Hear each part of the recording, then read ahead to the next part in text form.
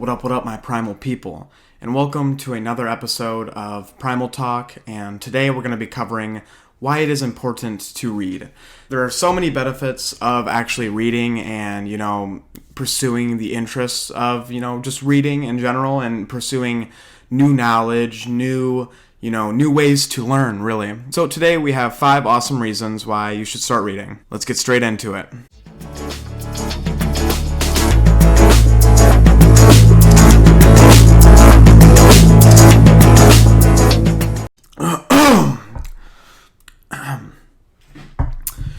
So the first reason why you should start reading is because it makes you more empathetic. And, who doesn't like to be empathetic? Who doesn't like to be known as an empathetic human being?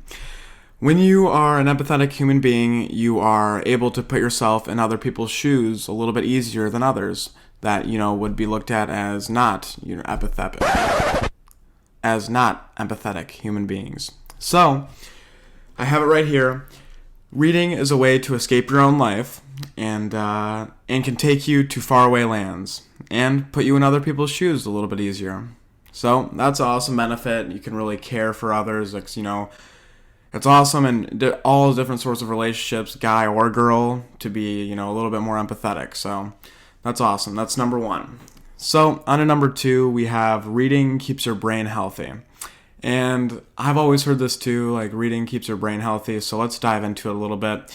When you're reading, you're seeing all these different words, it's like literally like your brain's putting together a puzzle, and, coding after word, your brain has to know what it means, and it has to put it in the right place, and eventually it makes sentences, which make paragraphs, which makes, it makes up the whole book. As you're reading, you will gain the ability to, read faster, improve on your reading skills, and your brain is healthier at that point. I don't know, it's processing faster and faster, but the understanding of, communication after that, let's say you're having a conversation, you'll be able to, think of words a little bit faster. You'll be a little bit more crisp with, how you talk to other people and not really stumbling on your own words. I mean, it's an awesome benefit to be able to have a healthy brain and, a brain that's on top of things. So yes, that is number 2. It makes you have a healthy brain. I'm just going over the top 5. So that's number 2. On to number 3. Reading reduces stress. So everyone once in a while gets stressed in one way or the other. I feel like stress is unavoidable. It's, gonna happen to you. Everyone has their own daily stresses, and everything makes something, stress them out at some point. So going throughout your day, a lot of people look at reading as something that you have to do or something that is, dreaded. Because, if you go to school, especially where I was at, it's like you gotta read. It's not even that fun reading, blah, blah, blah. But right when I got out of school, it's like, dang, I love reading stuff that I actually like and that I'm interested in. So if you can find something that you're interested in, and something that can keep you going and something that you actually look forward to, it can really reduce stress because it's a nice, relaxing wind down instead of having, blue light emissions before you go to sleep and all that, keeping you awake constantly, getting in your eyes, and not the best feeling ever, because a lot of people stay up super late on their phones and everything because literally the blue light's keeping them awake. They have, I have lights in my room too. I'm guilty of it, but I try to turn them off because I can't really go to sleep. And once it is dark, then your body starts producing the melatonin and starts winding you down. So it's a great stress reducer, but also before bed, a lot of people that I hear read, you can read anytime throughout the day.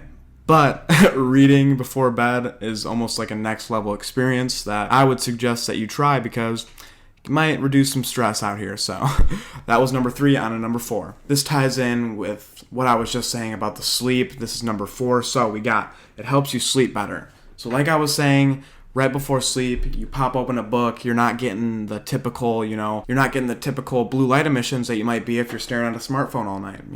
Simple as that, simple stuff. Reading is nice. I don't know. I don't know if there's more to it. I don't know if there's an answer to why it helps you get better sleep, because it kind of just seems like, they just kind of sprinkled that one in there. But, I guess whatever works for you. So, on to number 5. It sets a good example for kids.